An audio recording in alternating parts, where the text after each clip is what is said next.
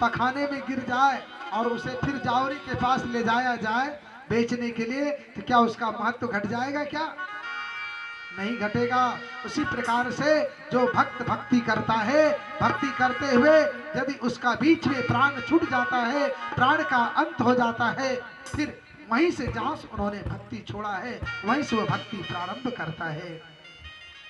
ध्रुव जी महाराज, भरत जी महाराज, ज्ञान नष्ट नहीं हुआ और अंत में जंगल में आग लगी और वह शरीर छोड़ करके इस बार जो है एक ब्राह्मण के घर में जन्म लिया है। ब्राह्मण के घर में जन्म लिया है। उनके पिताजी ने देखा तो ये तो बड़े तेजस्वी, ज्ञानी, यशस्वी, मनस्वी होगा। उन्होंने कहा बेटा ये लो गायत्री मंत्र का तुम याद कर लेना, ये लो पुरुष सूक्त याद कर लेना। जो तो भरत जी महाराज को सब कुछ याद है, लेकिन उन्होंने याद करके नहीं सुनाया। पिताजी गुस्से में आ गया और कहा कि तुम बिल्कुल जड़ हो। उसी समय से उसका नाम ही पड़ गया जड़ भरत। बोलो जड़ भरत जी महाराज की। बिल्कुल जड़ के समान रहने लगे। पिताजी का शरीर छूट गया, माता जी भी सिधार गई।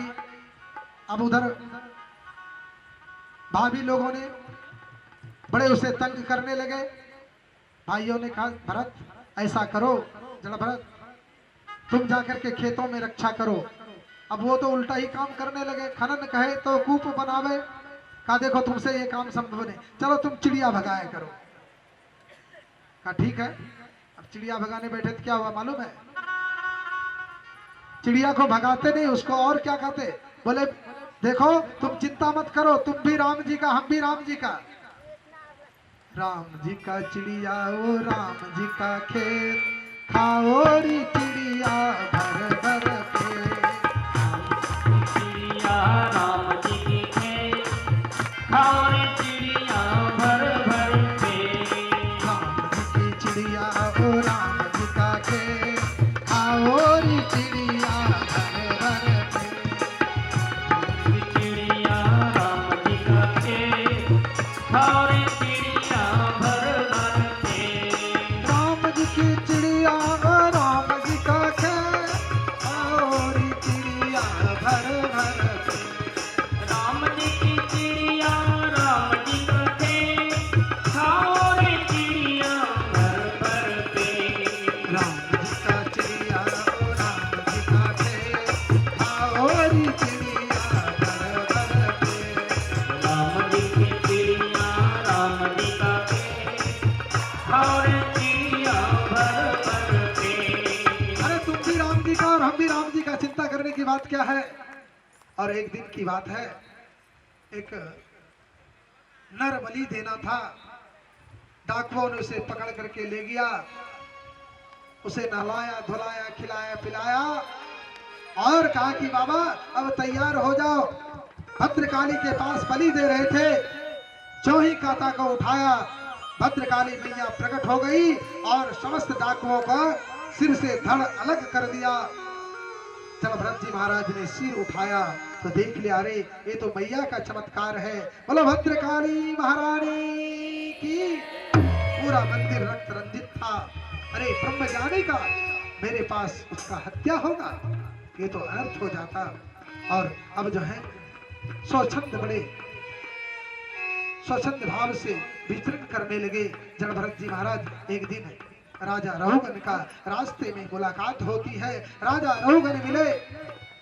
राजा रहुगन का एक कहार बीमार पड़ चुका था, इसलिए उसे कहा कि जिससे भी मिले ये हमारा राज है, किसी को पकड़ लो। कहारों ने पकड़ करके जड़ भरत जी महाराज को लगा दिया है। जड़ भरत जी महाराज कांधे पर पालकी लेकर के चल रहे हैं, क्योंकि रहुगन भगवान कपिल के पास जा रहे थे सत्संग श्रवण करने के लिए।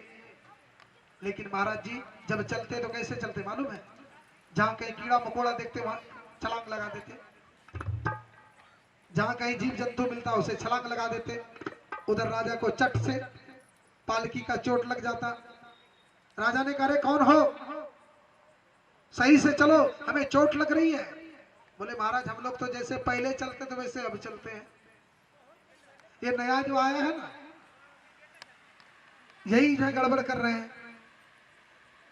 जलभरत जी महाराज ने कहा भाई तुम लोग तो सीधे चलते हो, हम तो देख सुन करके चलते हैं ना।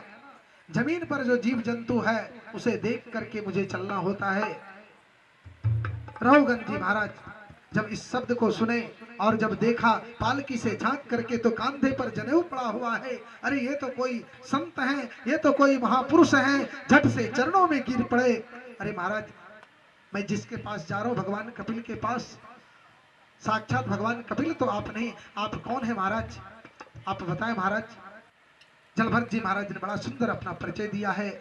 अहम पुरोभर तो राम राजा विमुक्त दृष्ट्वा श्रुत संगबद्ध आराधनम भगवतैः मानो मृगो भवं मृग संगारवदार्थं। हे राजन मैं पहले भरत नाम का राजा था, लेकिन मैं मृग सावकों में आसक्ति हो गई, इसलिए हम मृग जौनी में चले गए और आज जो है उस संग को भी त्याग करके मैं स्वच्छंद विचरण कर रहा हूं। राजन सुन लो, यदि तुम्हें आत्म कल्याण चाहते हो, रहु गनो तपसोन याति ना चेज्या निर्वाण गृहे गृत्वा ना छांदसो जल अग्नि सूर्य बिना महात्पादा रजोभिषेकम।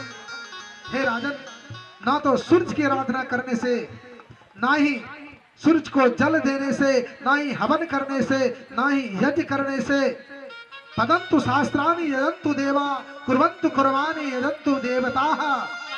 आत्मा की सम्यक बिना विमुक्ति ही, जब तक जीवात्मा और परमात्मा का मिलन नहीं होगा, जब तक तुम महापुरुषों की चरण धूलि से अपने मस्तक पर नहीं लगाओगे, तब तक तुम्हारा कल्याण नहीं हो सकता है। तो सद्गुरुदेव भगवान की इस प्रकार बड़ा सुंदर उपदेश दिया है।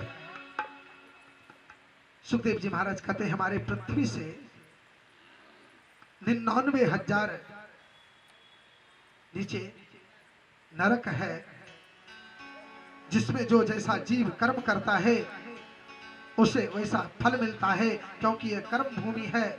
28 नरकों का यहाँ पर वर्णन करते हैं। जो जीव जिस प्रकार कर्म करता है वैसा ही उसे मिलता है।